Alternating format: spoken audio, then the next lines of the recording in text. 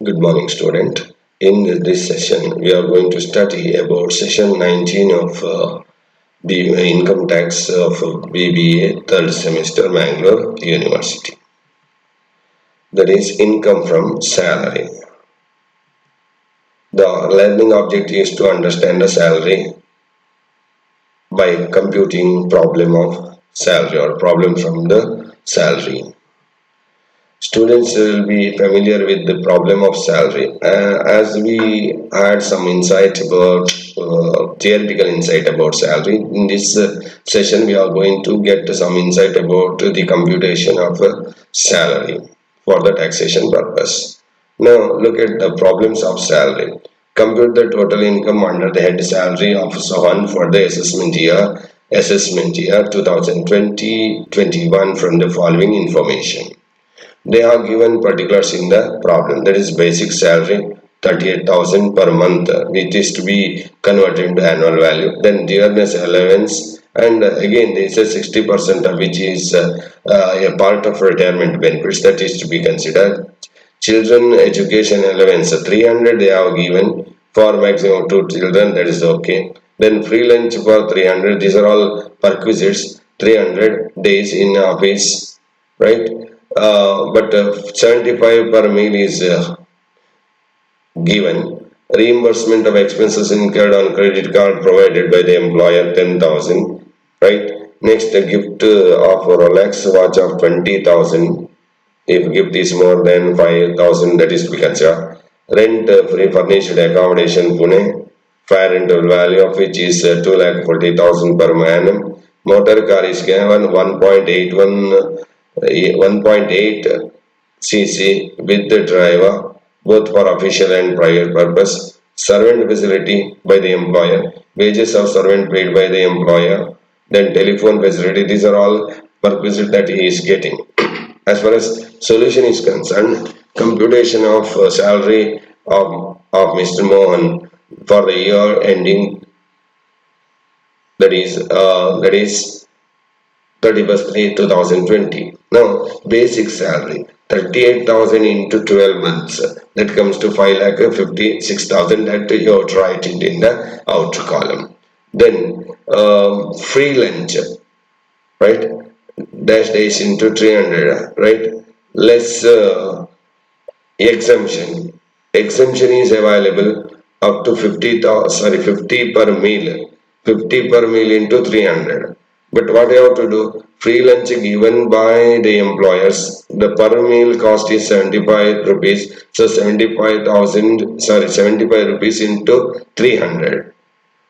So less exemption. Exemption amount is just 50 rupees per meal into 300. Therefore, it comes to 15,000.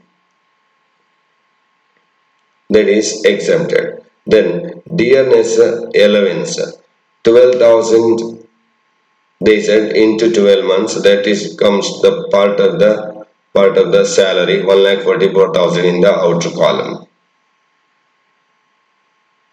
Next, education allowance. What they given is 300 per child, maximum two children. Rule is 100 into 2 into 12, exemptable amount. So 300 into 2 into 12, that comes to in the inner column 7,200. Let's say exempted amount, it can be exempt. So 100 into 2 into 12, it comes to 2,400. Out of 7,200, right, allowance is getting as education allowance, 2,400 is exemptable, therefore remaining amount is taxable, therefore it should be in the it should be written in the outer column. Free lunch, as I said earlier, actually it is to be taken after taking DA and other direct part of salary. So free lunch, they are providing at 75 rupees per meal, 75 into 300, that comes to 22,500. Then exemption limit is 50 per meal. So 50 into 300, that comes to 15,000. You write it in the inner column. So 22,000, it's the actual amount to spend given. right? But exemption amount is 15,000. So 22,500 minus 15,000, that 6,000 is to be taxable. It will be part of the salary. Then credit card expenses reimbursed is nothing but exact income of an employee in the form of salary. Therefore, it is to be taken. It is taxable one. So in the outer column. Next, perquisites value, that is value of gift in kind. They said 20,000, right? 20,000 is given as gift in the form of watch, but up to 5,000, no, that is 15,000.